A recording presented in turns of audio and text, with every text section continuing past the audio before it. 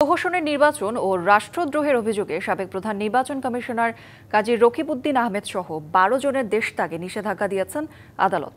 রাজধানীর শেরেবাংলা নগর থানায় বিএনপির করা মামলায় বৃহস্পতিবার ঢাকা মেট্রোপলিটন ম্যাজিস্ট্রেট মিনহাজুর রহমানের আদালত এ আদেশ দেন।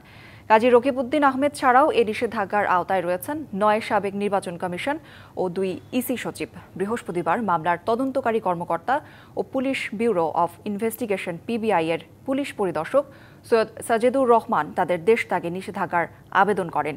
আবেদনে উল্লেখ করা হয় ১২ আসামি বর্তমানে পলাতক রয়েছেন। মামলাটি সুষ্ঠু তদন্তের স্বার্থে তাদের বিদেশ গমনে নিষেধাজ্ঞা প্রয়োজন।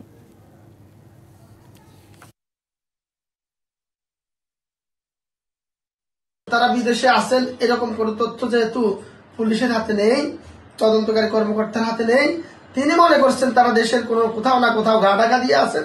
সেজন্য যারা যদি দেশে থেকে থাকেন যাতে তারা এই দেশ থেকে নিষেধাজ্ঞা আবেদন করেছেন, মাননীয় আদালত সন্তুষ্ট হয়ে আবেদন মঞ্জুর করেছেন।